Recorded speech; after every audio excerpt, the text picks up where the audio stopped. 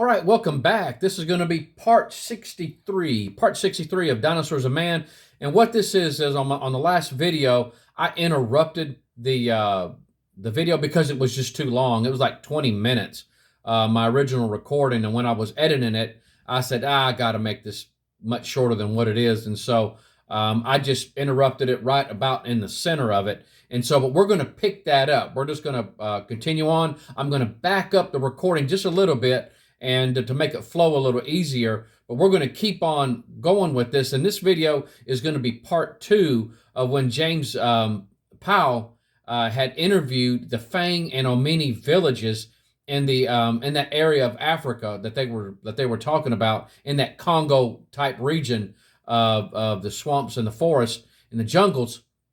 And to find out the animals that they were finding, they were testing them by showing them a series of pictures of different animals, some that live in the area and some that don't live in the area. And so kind of testing them. And because they want to make sure that these people aren't not just agreeing with them, just to be agreeing with them, so they want to test them and see if they could identify the animals, some that lives around there and don't live around there. And then they introduced the dinosaur pictures, and so, which found to be quite interesting.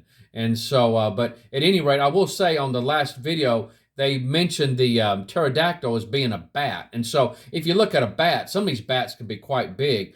From a distance, they might look like a pterodactyl, especially those ones that they call flying foxes. And so, but at any rate, they saw the pterodactyl and they recognized it, but all it was just a bat. And so, at any rate, though there have been reported sightings of pterodactyls in the area before and in other areas of the world, pterodactyls or pterodactyl-like animals have been seen. And so, but at any rate, I thought I'd throw that out also. And so, but at any rate, guys, let's get going with this video, because they did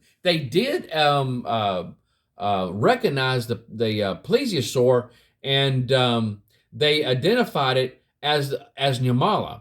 And so, and you're thinking, now wait a minute. Now, the plesiosaur was in the water, and this other animal is like land and water. Now, the plesiosaur, it means near lizard. Near lizard is what it means. And so you got plesios, which is near, and saur, which is lizard. And so, but the plesiosaurs are not considered dinosaurs because they lack certain leg and hip structures. As reptiles, though, they need to breathe air. Elasmosaurus, a variety of plesiosaur, 46 feet long, was the longest and heaviest at 2 tons.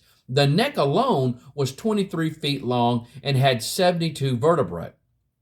Another plesiosaur, Kronosaurus, 36 feet and 12 tons, was named after the Greek king of the Titans, Kronos.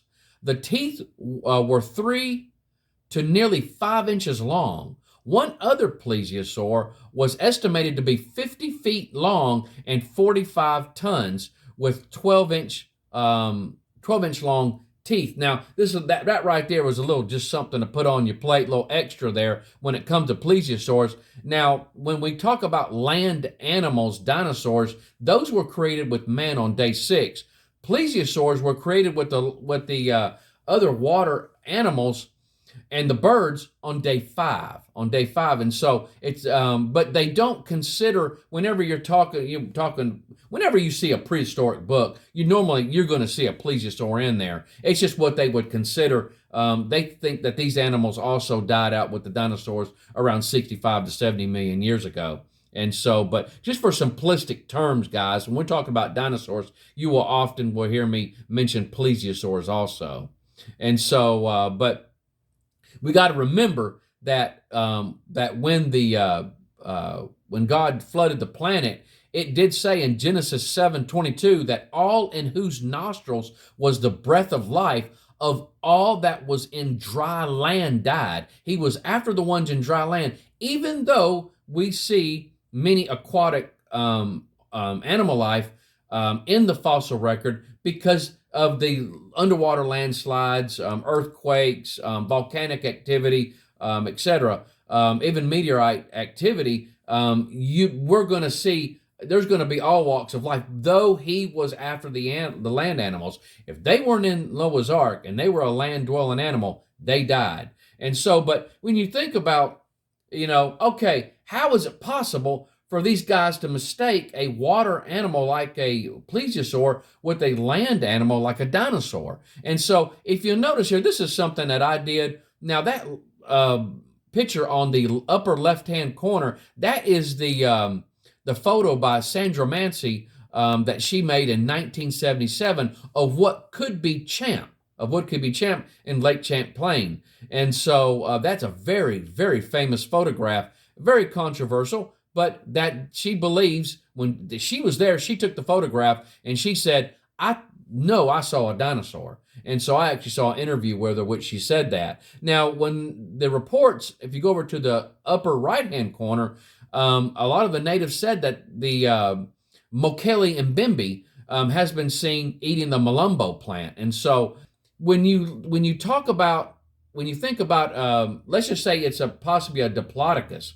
And so you think about an animal in the water. If you notice that picture on the very bottom there, think about a Diplodocus in the water where all you're seeing is the neck and the body sticking out. Now, the plesiosaur type sightings have been something like that, where the head and neck sticks out a certain portion, and then the body is sticking out. So if someone didn't know, they might consider a plesiosaur as a Diplodocus or an apatosaur, and so with the back sticking out of the water in the neck. If you didn't know that was Mokele Mbembe in the top right-hand corner, you might say, oh, that's a Loch Ness Monster. That's what they're trying to depict. But actually, that's an apatosaur in the water, and all that's showing is the neck and back area. That's just my opinion, or just a little extra insight. And then again, there you go. Now, he says, I tried my picture test on a number of Omiene. The results were consistently identical with those obtained from the Fang village. When questioned about the habits of the Nyamala, my Omiene informant said that it lived far off in the remote jungle lakes. None of them claimed to have ever personally seen it. And so that's the end of what James Powell had with these two tribes here. And so now Roy Mackal interviewed different people from various ethnic, religious, cultural, geographical backgrounds, first-hand eyewitnesses, observers who describe the same type of animal right here. They got a Patasaurus-like animal. Again, a smaller version. That pygmy right there, again, is about 4 feet tall. So that gives you about the size of this animal, which would be about the size of a hippopotamus. And Roy Mackal says here, lastly, I accept the possibility that when a Mokele Mbembe specimen is finally captured, it may well prove to be a sauropod or herbivorous dinosaur, a living member of that race of mighty animals considered to be extinct from the face of the earth for millions of years. And there goes that evolutionary talking that he does. All right, guys, we'll stop right there. And so this is what I have for Dr. Roy Mackal and his research. And so, I will say this, just because they haven't found one yet, we're talking about eyewitness testimonies from the latter 1700s, from what we've talked about, from what I've talked about in past videos, and all the way up until the present day, they have those reports of these animals still alive. And so you got to remember the okapi.